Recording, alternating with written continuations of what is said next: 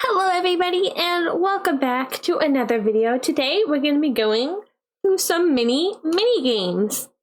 So basically I made a bunch of short like tips and tricks stuff that I can go through in all-in-one video, and so we can get the most out of it without having like this short little 1-minute video. So let's start with this one I like to call Glyph battles. This one is definitely high-key inspired by Owl House. Goodness, it's being really slow today. All right. We'll see if we can get through all these tonight. So we're getting all these glyphs. See, we have all the different glyphs. And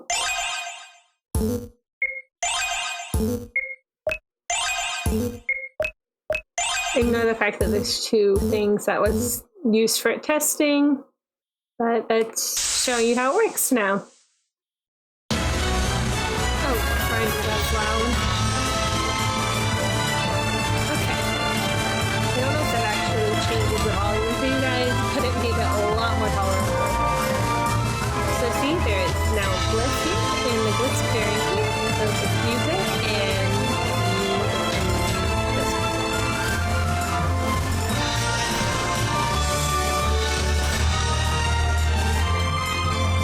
obviously I haven't put like any effort into this fight at all. This is a default battle. But yeah, so I don't. So these are just regular chests. Not what I wanted, but just give you the light glyph. So yeah, ignore that. So all of the coding and stuff for this happens inside the database. So first, let's start with the skills. So I haven't like fleshed these out. They're very basic, just for use here for example purposes. Please, for the love of God, give your stuff descriptions. I didn't do it, but do as I say, not as I do. Okay. So here we have all the different glyph skills. Oh, while you're here, these two ones, I'm sure a lot of you have looked at and been like, no thanks. This is where you can add different skill types, elements, weapon types, armor types, and equipment types. So this is where I added the glyph type. And then you just have to make sure that their class can use that type of skill or weapon, etc., and you're all good to go. But anyways, items. All right, the glyphs. All you have to do is literally you just go into here, other, learn skill, select the skill, and then when it goes to one ally, they on the menu screen, they will learn that skill. It's that easy. That's literally all there is to it. On to the next one.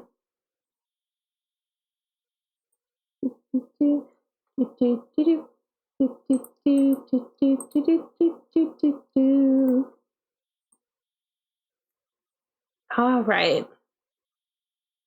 This one is called blank. We'll remember that. And this is basically just an oh goodness, what's it called? You know, in Telltale games where it's whenever you do an interaction, it'll be like, they will remember that. So here, let's just do the event and I'll explain it after. So you're good friends with Moxie, right? Well, you see, she really like her and I'm scared to tell her she'll give her this. What? Will you give her this? Yeah, sure, I will. Really? Thank you so much. Oh, and also, if you talk to her again, she should be in the other classroom. So, look, there's Moxie over here. Talk to her. Caleb, do you need something? Oh. All right. Now, this I added in. Anyone who gets this reference, you're amazing.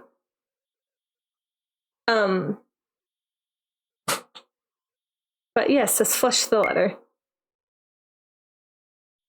Oh look, we got an item for flushing the letter. Oh, ignore that.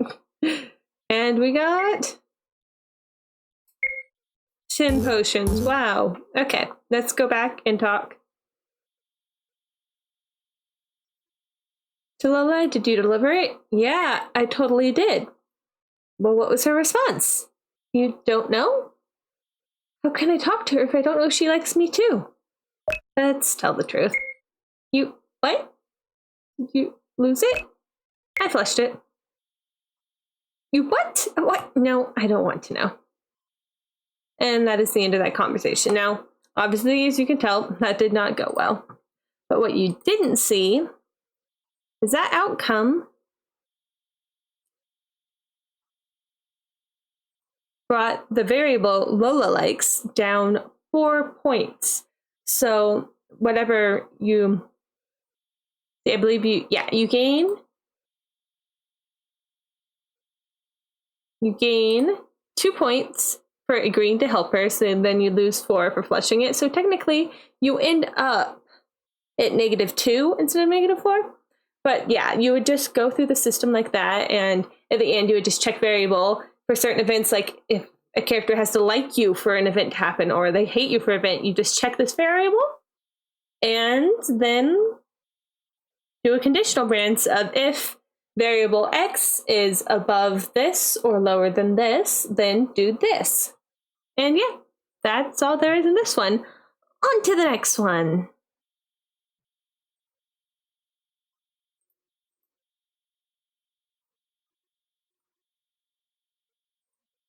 All right, this one I 100% learned from Echo a long time ago. If it wants to freaking load, why is it like this? This is what I get for playing The Sims all day. Honestly, it kills my computer. All right, new game. Oh, we're in this very well-lit cave. What could make it even better?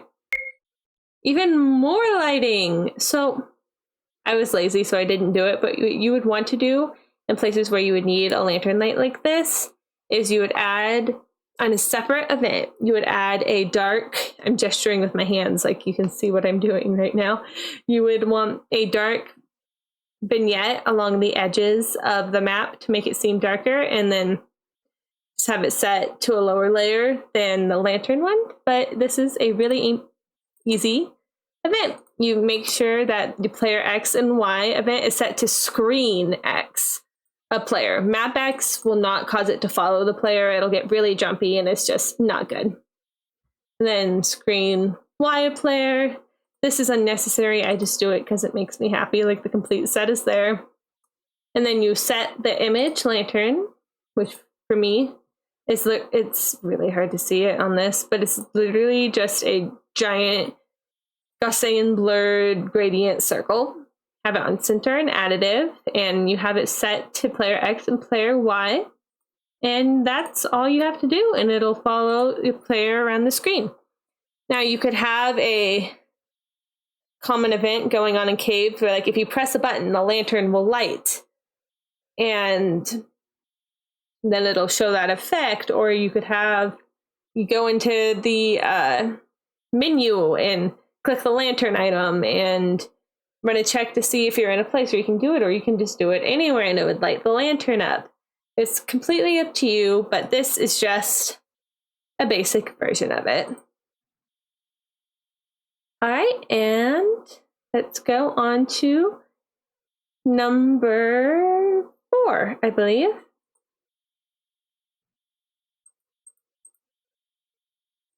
All right, this one is a little wonky, and I couldn't quite figure out how to get it to do exactly what I wanted, but the way it is works perfectly fine, and you can always, please, build from what I give you. I'm giving you, in a lot of cases, just very, very bare bones stuff, and please go out there and make more of it.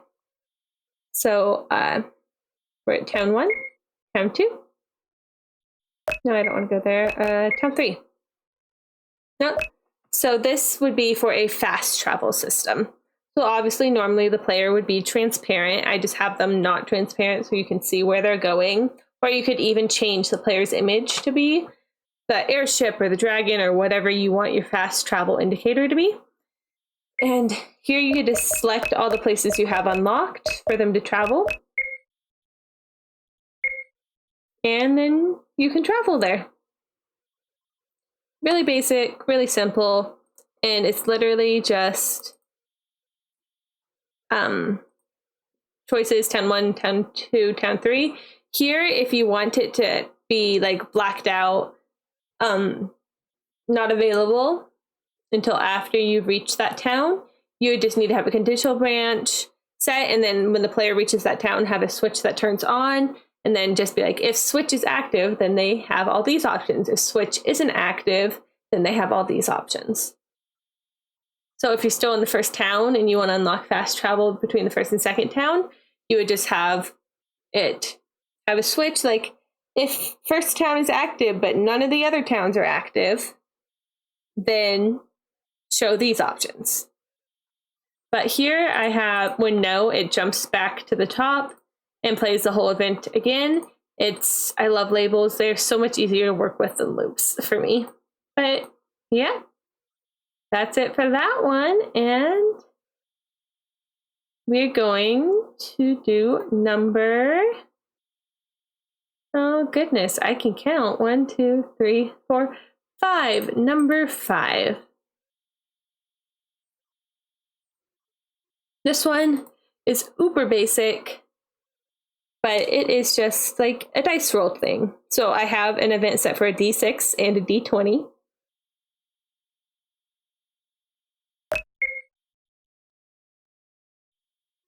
Right, this one's for the D6. I got a 5. Oh look, the dice shows a 5. A 3, I got a 3. I could have done the same thing for a D20, but I didn't feel like making 20 separate graphics for it. So 13, 1, etc. And you can have events do certain things based on these. I recommend that if you do some sort of dice rolling minigamer system, that you make one using F-Seeker, or you go online and you find a image of the dice rolling before you show the still image of the dice number. Because that just makes it a lot more fun and more like, it's not just a computer spitting out a random number. It makes it feel more like you're actually rolling the dice. So let me show you these events. Starting with the D20, because believe it or not, it's simpler. Literally, D20, a random number 1 through 20, shows the number, which you can use using /v in the text box. For any other text control characters you'd like to see, you can just hover over the text and it'll show you all the different ones you can use. And yeah, I have it setting if it equals 1, it plays a sad noise, and if it equals 20, it plays that good noise. So nat 20 is great, and a nat 1 is absolutely horrendous. So in this one, it literally just shows picture, does a transparent text box, and then as soon as you click through the text box, it erases the picture, and ends the event. All right, and that's all for that one. So let's go on to our final one for this video. This one took a lot of figuring out and like doing little custom artworks. Come on, you can do it. Load. Thank you. All right. See? So this is just a normal chest. You got 5 gold. Great. This one, spam Z to open. Oh, look, the button is telling me to spam Z. So let's spam the Z button. Oh, and we got a gold. This one, spam left and right to open. Okay. Oh, and 5G were found. Woo! So this was more of a proof of concept than anything. But let me dive into this for you. So all this is you loop it, and if button OK is being repeated, then it unlocks it. Then it just goes to the regular chest. This is the custom art I did for it.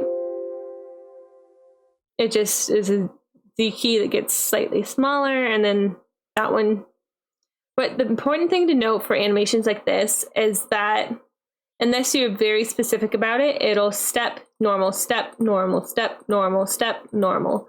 It won't go 1, 2, 3, 1, 2, 3, 1, 2, 3. It starts here, then goes there, then goes here, then goes there, then goes here. So be aware of that when you're making custom artwork.